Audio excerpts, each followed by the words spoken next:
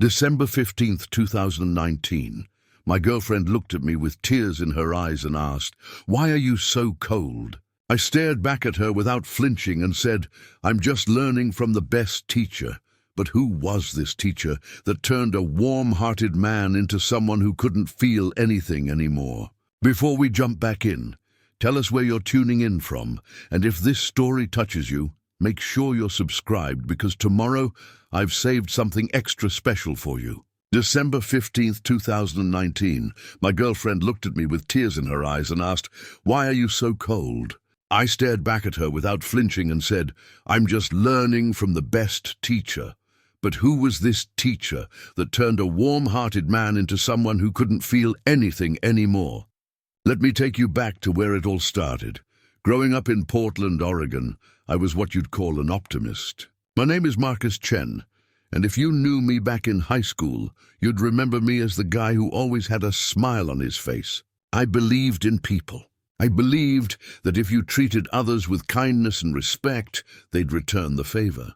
My mom used to tell me I had a heart too big for my own good, but I wore that like a badge of honor. I met Rachel during my sophomore year at Pacific Northwest University. She was sitting alone in the campus coffee shop, her laptop screen reflecting in her glasses as she frantically typed what looked like a term paper. The cafe was packed that Tuesday afternoon, and the only available seat was across from her. I asked if I could sit down, and she barely looked up, just nodded and continued typing.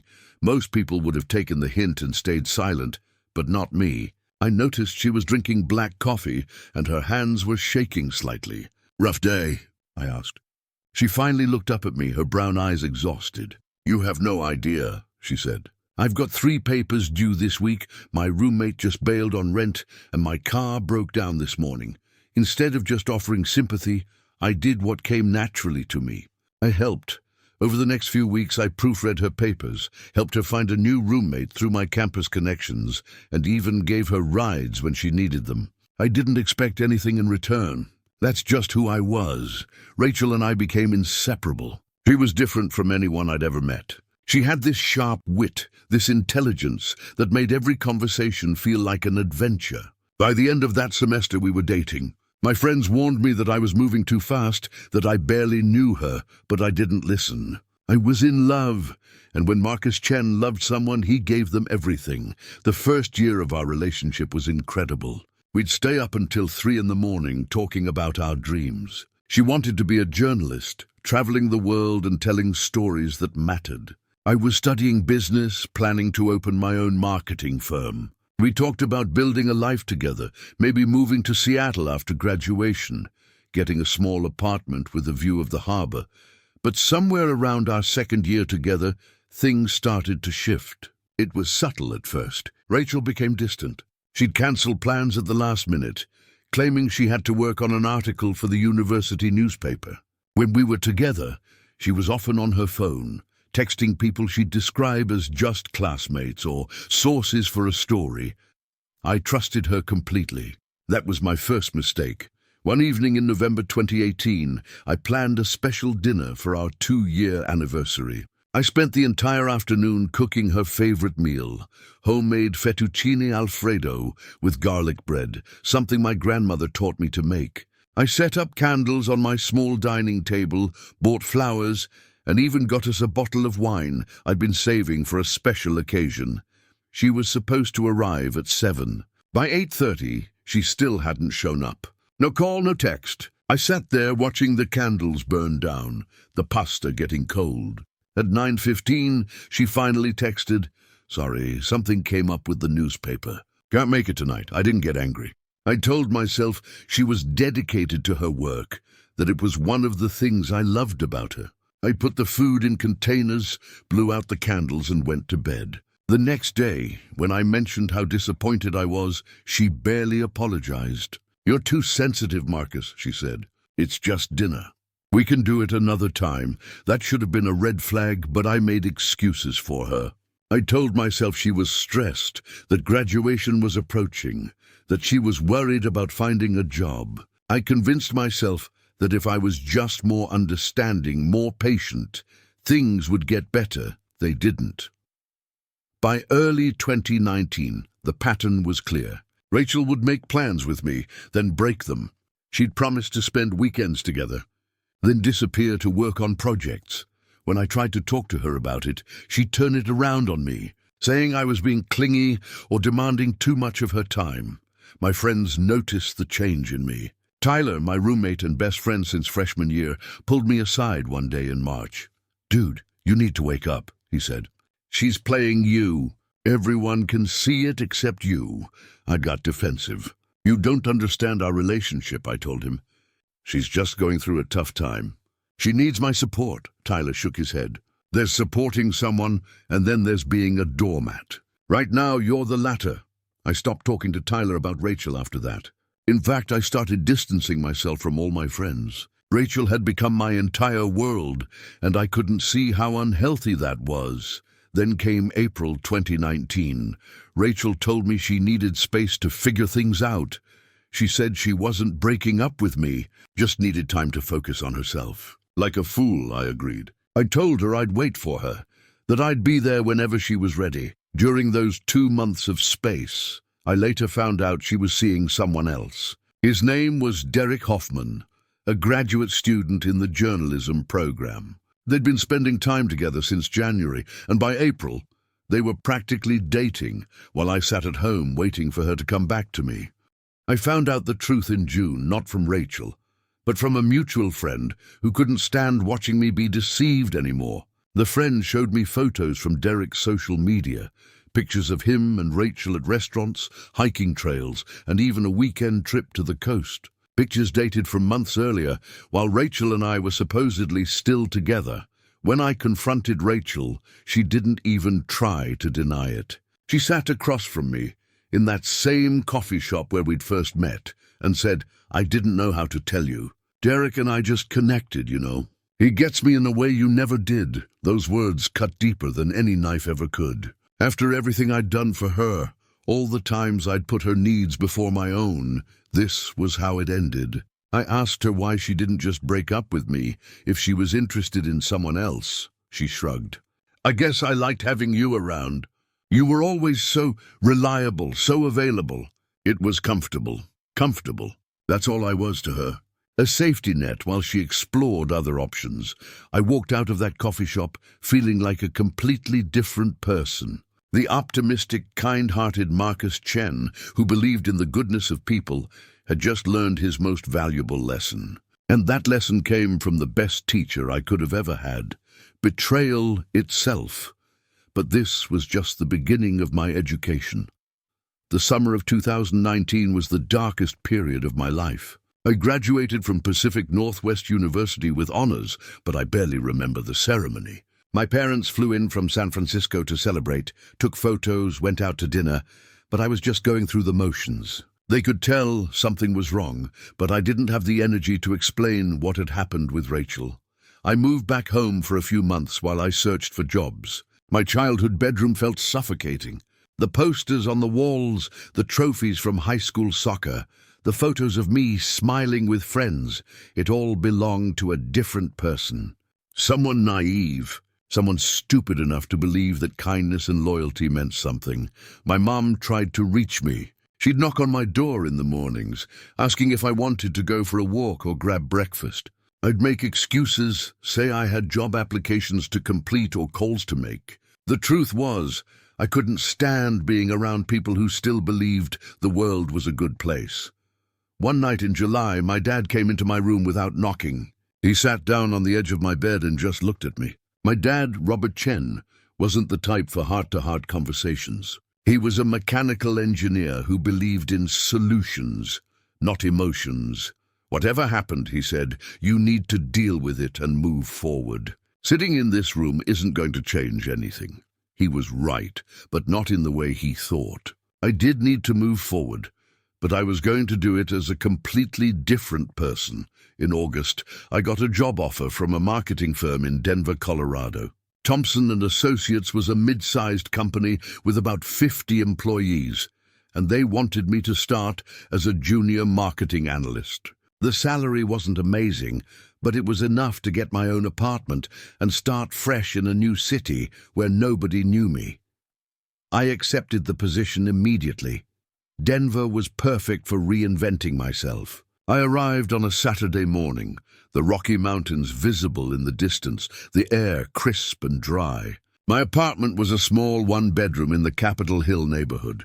It was sparse, a mattress on the floor, a folding table, 2 chairs. I didn't bother decorating or making it feel like home. This was just a place to sleep between work and whatever else I decided to do with my time.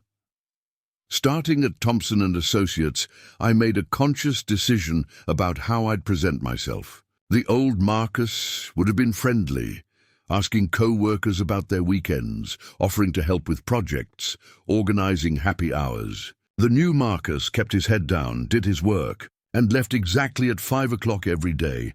My supervisor, Janet Morrison, was a sharp woman in her mid-40s who'd been with the company for 12 years. During my first week, she invited me to join the team for lunch. I politely declined, saying I had errands to run. She invited me again the next week. I declined again. By the 3rd week, she stopped asking. Preparing and narrating this story took us a lot of time, so if you are enjoying it, subscribe to our channel. It means a lot to us. Now back to the story. I noticed something interesting during those first few months. The less available I made myself, the more people seemed to respect me. When I was helpful and friendly in college, people took advantage. Now that I was distant and focused solely on my work, my co-workers treated me like I was someone important, someone whose time mattered. My performance reviews were excellent. I completed projects ahead of schedule, my analytics were thorough, and I never needed hand-holding. Janet praised me during team meetings, calling me self-sufficient and reliable. The irony of that last word wasn't lost on me. By October, I'd been promoted to senior analyst. In just 2 months, I'd surpassed colleagues who'd been there for years. The secret? I didn't waste time on office politics, gossip, or relationship building. I came in, executed my tasks with precision, and left. No emotional investment, no unnecessary connections. Outside of work, I developed a routine. I'd go to the gym every morning at 5:30, pushing myself through grueling workouts that left me too exhausted to think. After work, I'd either go home and read business books or go to a bar by myself, nurse a whiskey, and watch whatever game was on TV. I didn't talk to the bartenders beyond ordering drinks. I didn't strike up conversations with strangers. I existed in my own isolated bubble, and it felt safer that way. My college friends tried to stay in touch. Tyler called me every couple of weeks, asking how I was adjusting to Denver, suggesting he fly out to visit. I always had an excuse, busy with work, traveling for a project, apartment being renovated. Eventually, his calls became less frequent. My parents called every Sunday. Those conversations were the hardest. My mom would ask if I'd made any friends, if I was dating anyone, if I was happy. I'd give her vague, positive answers that revealed nothing. My dad would ask about work, and those conversations were easier because I could talk about metrics and performance without touching on anything personal. "You sound different," my mom said one Sunday in November. "Distant. I'm just focused on my career right now," I told her. "That's what you and Dad always wanted, right? For me to be successful." She was quiet for a moment. "We want you to be happy, Marcus. Success doesn't mean anything if you're miserable." "I'm fine, Mom," I said, ending the conversation shortly after. The truth was, I wasn't miserable. I wasn't happy either. I wasn't anything. I'd successfully turned off the part of me that felt deeply, that cared about people, that believed in connection. And in doing so, I'd achieved a kind of peace. A cold, empty peace, but peace nonetheless. In December, the company holiday party rolled around. It was held at an upscale restaurant downtown, with an open bar and a buffet. Everyone was expected to attend. I showed up exactly on time, made brief small talk with Janet and a few colleagues, then found a quiet corner where I could observe without participating. That's when I noticed Vanessa Wright. She was standing by the bar, laughing at something one of the senior partners was saying. She had auburn hair that fell just past her shoulders, green eyes, and a smile that seemed genuine. She was new to the company, started in the accounting department just a few weeks earlier, Throughout the evening, I caught her glancing in my direction a few times. Around 9 o'clock, she walked over to where I was standing. "You're Marcus, right?" she asked. "From the marketing department?" "That's right," I said, keeping my tone neutral. "I've heard good things about you," she continued. "Janet says you're one of the best analysts they've ever hired." "I just do my job," I replied. She smiled. "Well, apparently you do it really well." "I'm Vanessa, by the way. I just started in accounting." "I know," I said. It came out colder than I intended, and I saw her smile falter slightly.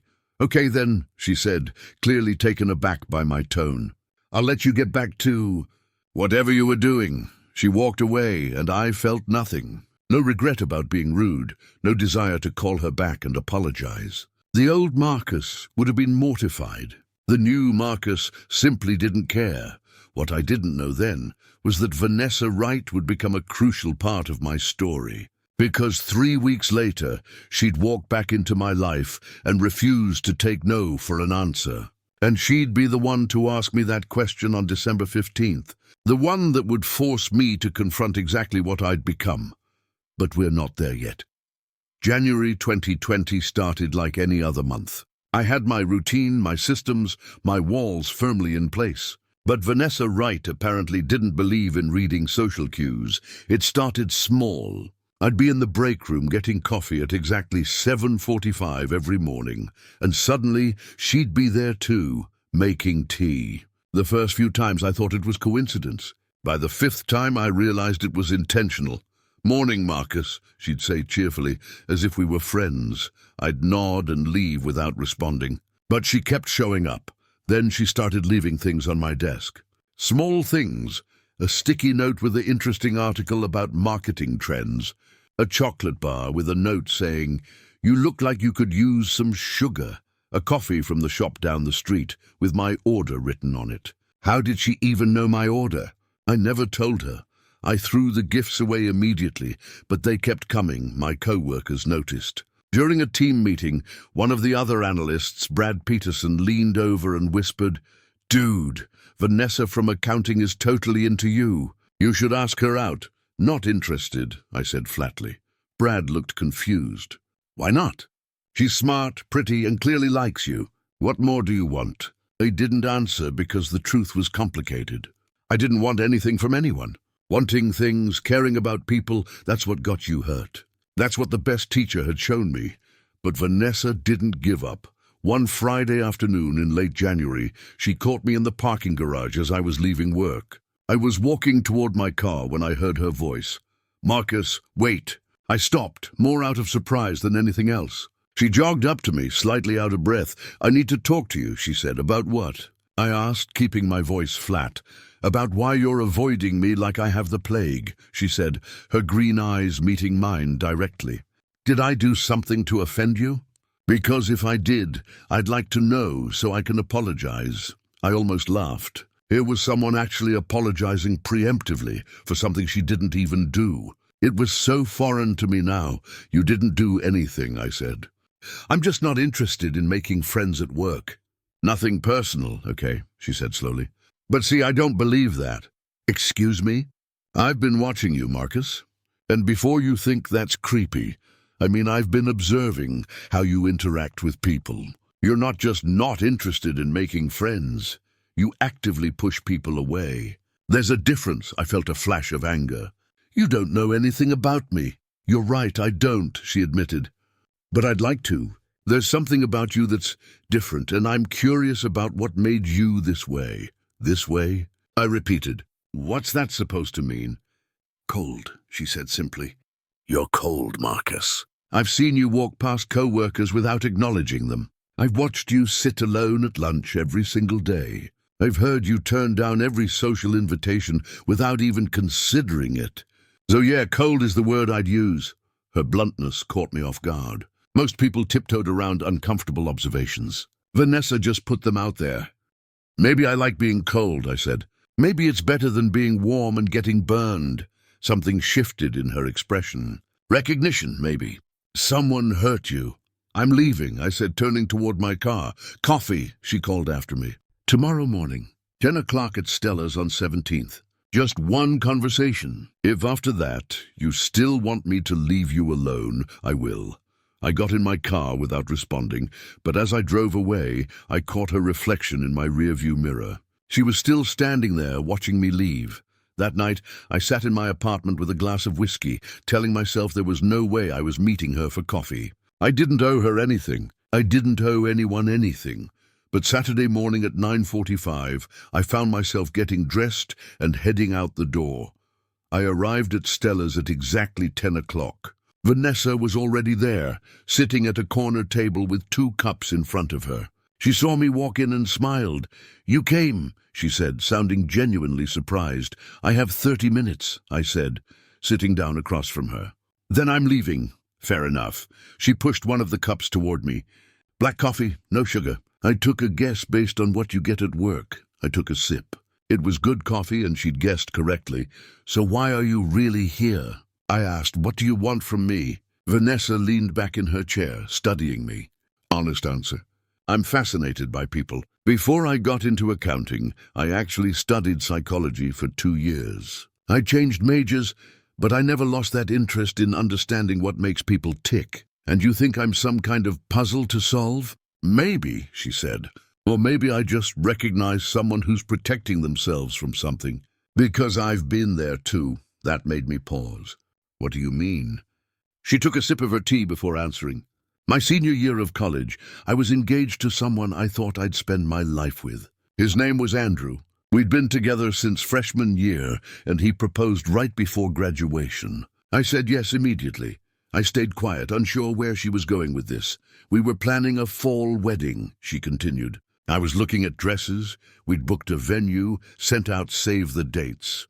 And then, 3 months before the wedding, I found out he'd been cheating on me with his lab partner for over a year. I'm sorry," I said automatically. Then immediately regretted showing sympathy. "Don't be," Vanessa said. "It was the best thing that could have happened to me. Because it showed me who he really was before I married him. But here's the thing. After it ended, I did exactly what you're doing now. And what's that?" "I shut down," she said. "I built walls so high that nobody could get close enough to hurt me again. I moved to a new city, took a job where I didn't know anyone, and convinced myself I was better off alone. I was cold, Marcus. Just like you, I found myself leaning forward slightly." "What changed?" "I realized something important," she said. Being cold doesn't protect you from pain. It just makes you numb to everything, the bad and the good. And eventually, you forget what it feels like to actually be alive." Her words hit harder than I expected. I thought about my routine, my isolation, the mechanical way I moved through each day. "So what did you do?" I asked. "I started small," she said. "I forced myself to say yes to things that scared me. Dinner with co-workers, joining a book club. Eventually I started dating again. And yes, I got hurt a few more times. But I also experienced joy, laughter, and connection. The things that make life worth living. And now you're trying to save me?" I asked, my defensive walls going back up. "No," Vanessa said firmly. "I'm not trying to save you, Marcus. I'm just offering you a choice. You can keep being cold, keep pushing everyone away, and maybe you'll never get hurt again. But you'll also never feel anything real. Or you can take a risk." "What kind of risk?" She smiled. "Let me take you to dinner. A real date. No expectations, no pressure. Just 2 people getting to know each other. If it's terrible, we never speak again outside of work. But if it's not terrible, maybe you let yourself feel something again." I stared at her, every instinct telling me to say no, to walk away, to maintain the protective shell I'd built around myself. But something in her eyes made me hesitate. Maybe it was the fact that she understood. She'd been where I was. She knew what it felt like to have your trust shattered. "One dinner," I heard myself say. "That's it!" Vanessa's smile widened. "One dinner. How about next Friday?"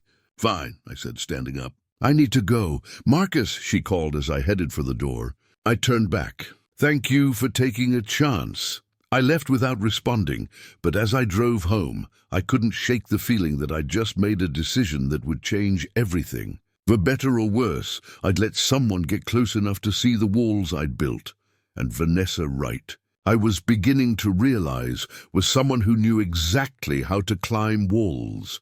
The week leading up to Friday felt longer than it should have. I found myself thinking about the dinner more than I wanted to admit. Part of me considered cancelling, sending Vanessa a text saying something came up at work. But another part of me, a part I thought I'd buried completely, was curious. Wednesday afternoon, my phone buzzed with a text from an unknown number.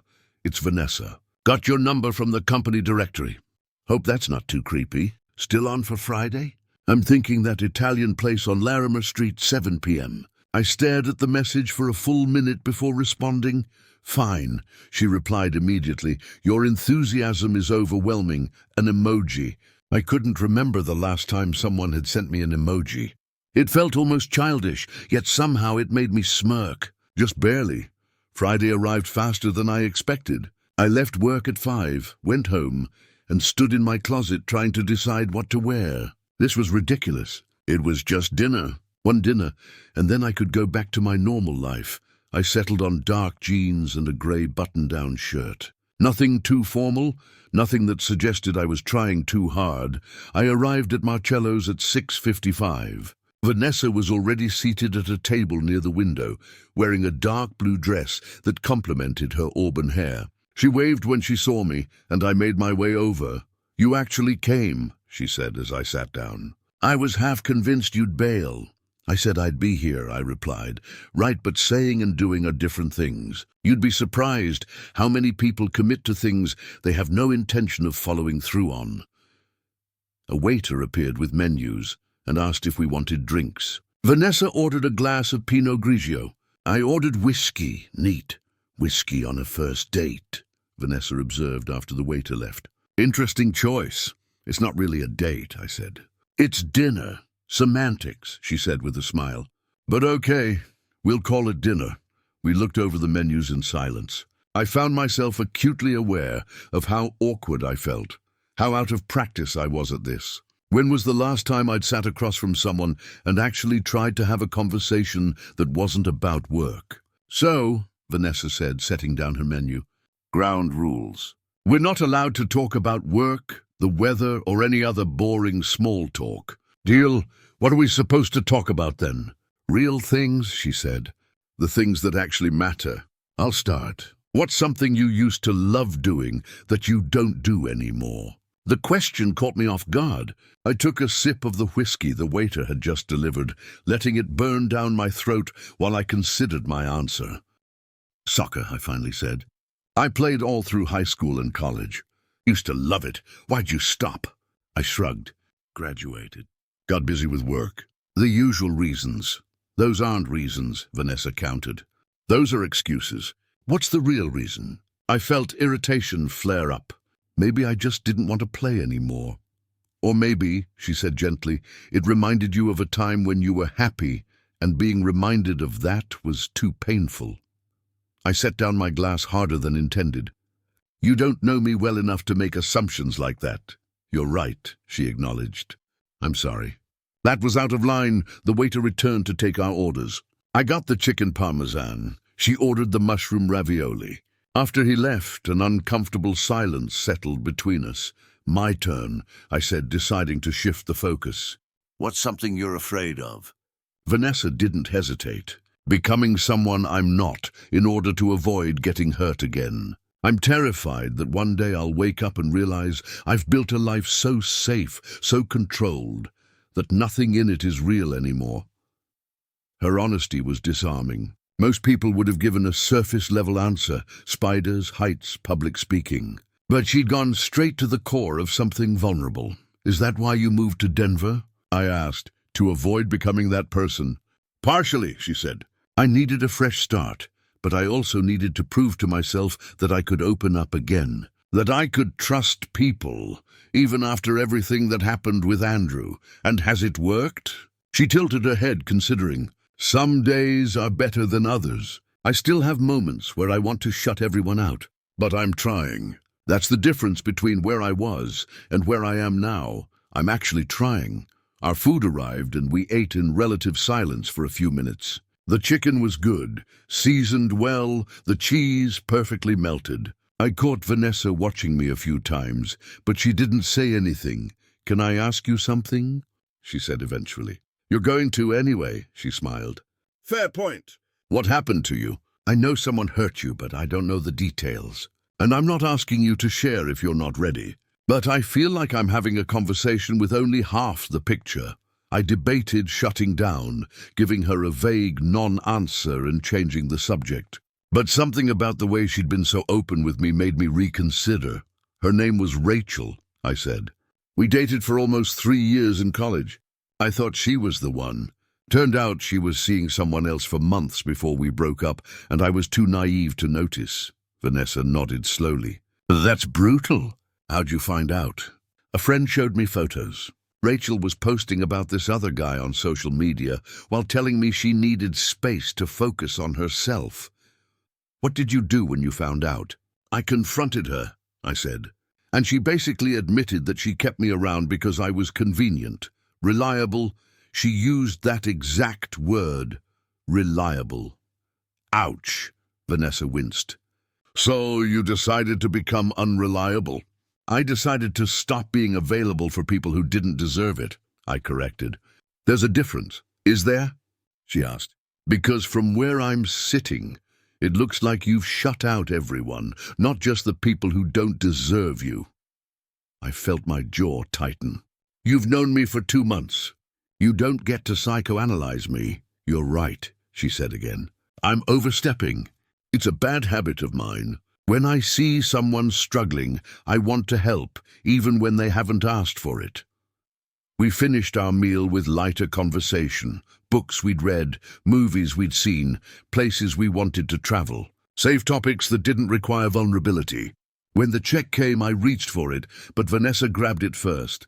We're splitting it, she said firmly. This is 2020. Women can pay for their own meals. I wasn't suggesting you couldn't. I know, she interrupted. But I also know that if you pay, you'll use it as a reason to feel like you don't owe me another dinner. So we're splitting it, and you can't use that excuse. Despite myself, I almost smiled. Almost. We walked out to the parking lot together. The Denver night was cold, our breath visible in the air. Vanessa pulled her coat tighter around herself. So, she said. Verdict? Was dinner terrible? It was tolerable, I said. She laughed. High praise from Marcus Chen.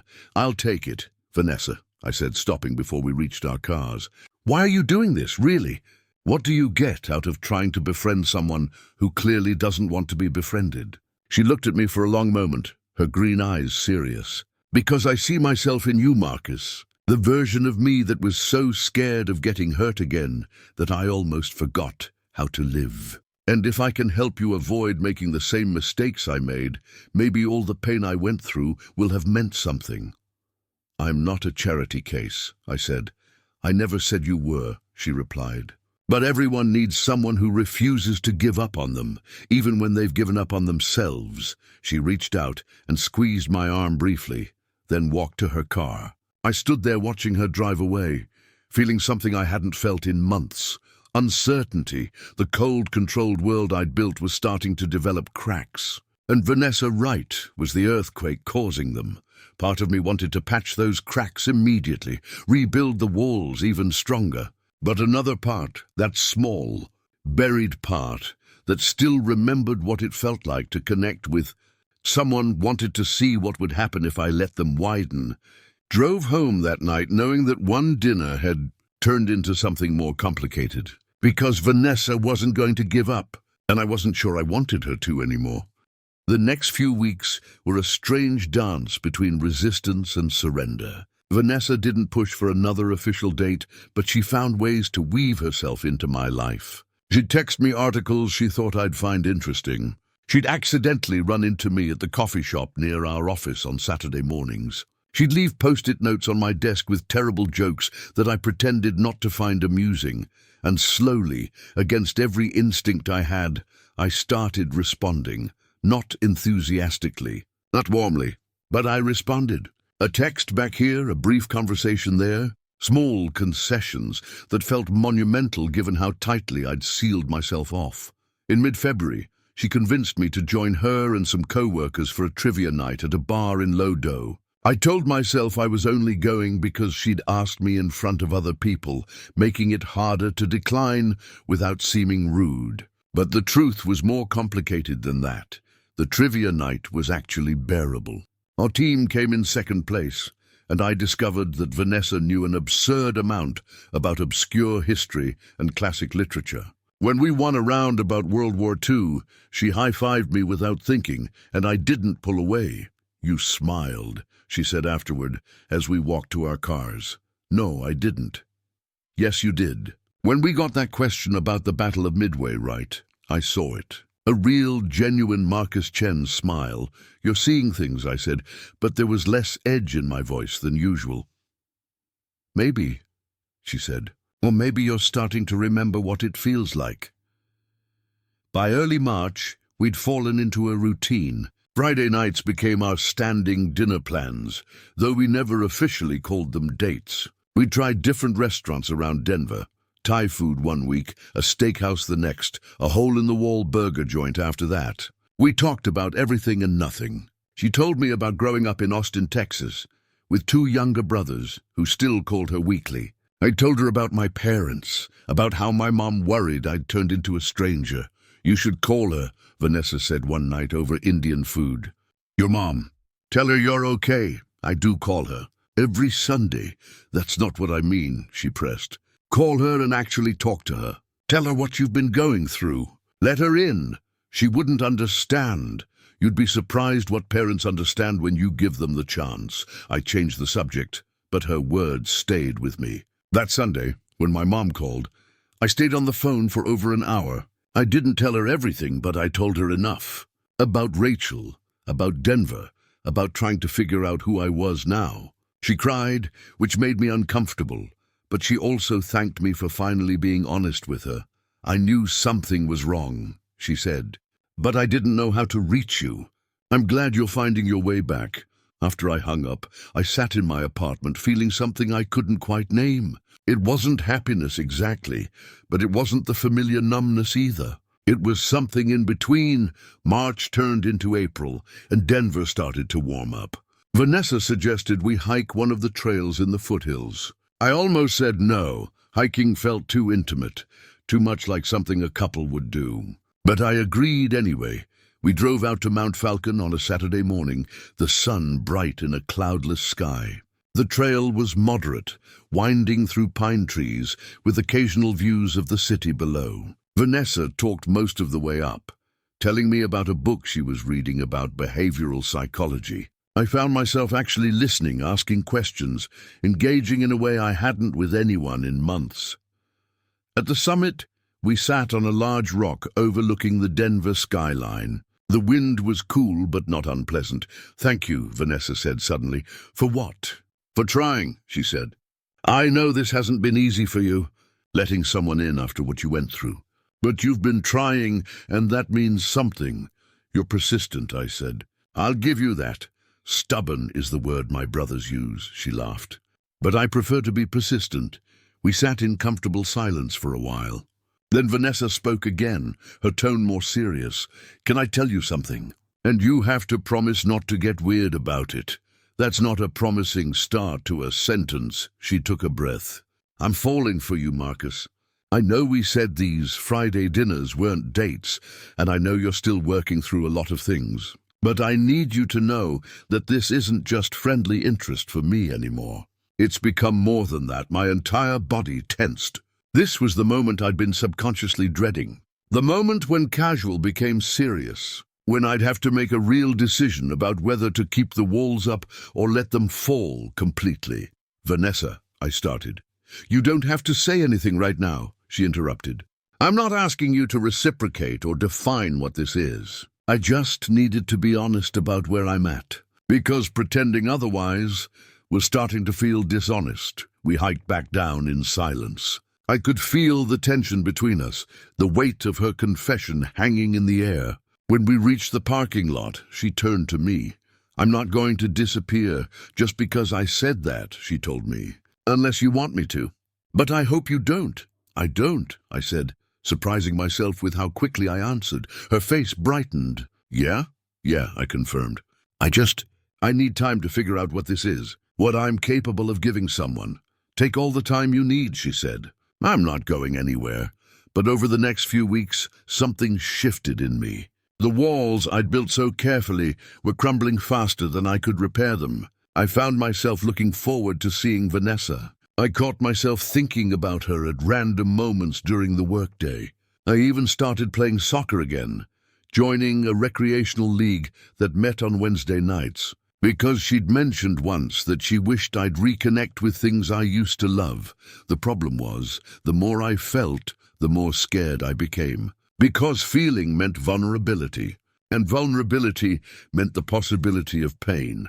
I started pulling back, canceling plans last minute, responding to texts hours later instead of right away, creating distance because distance felt safer than the alternative.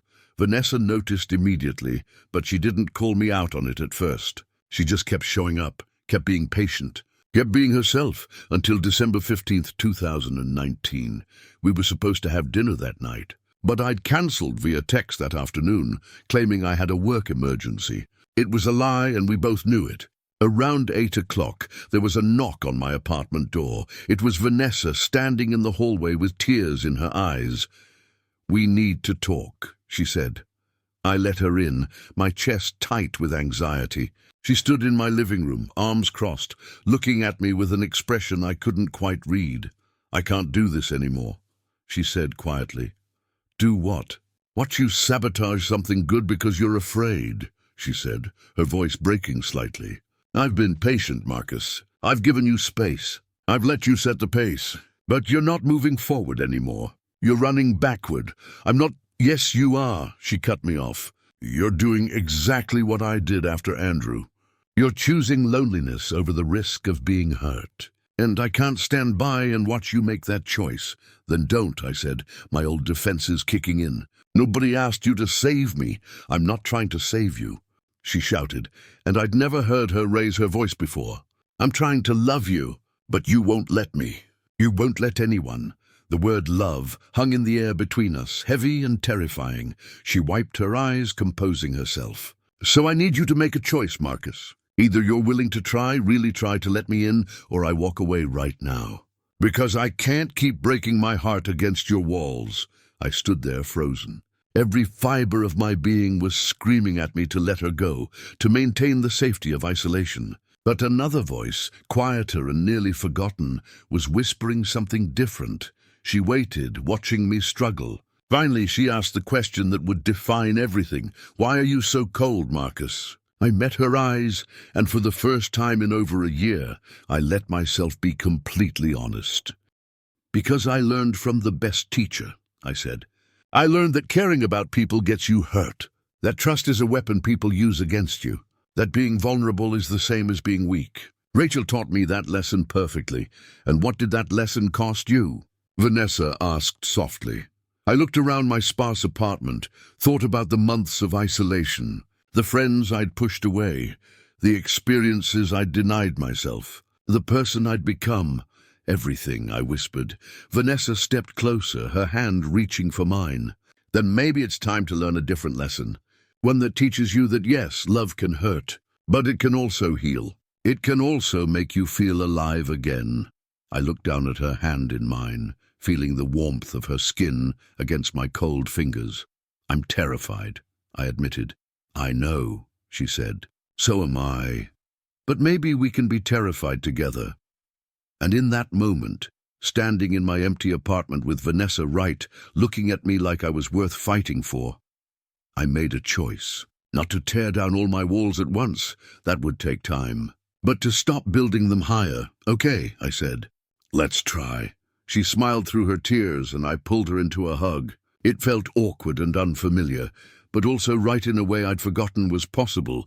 The best teacher I ever had was betrayal. It taught me to be cold, to protect myself, to never trust again. But Vanessa was teaching me something better. She was teaching me that sometimes the bravest thing you can do is let yourself feel. That walls might keep pain out, but they also keep everything good out too. I was still scared, still damaged, still carrying the scars from what Rachel had done. But for the first time since that coffee shop conversation in June 2019, I was willing to try being warm again. And maybe, just maybe, that was enough to start with. Up next, you've got two more standout stories right on your screen. If this one hits the mark, you won't want to pass these up. Just click and check them out. And don't forget to subscribe and turn on the notification bell so you don't miss any upload from us.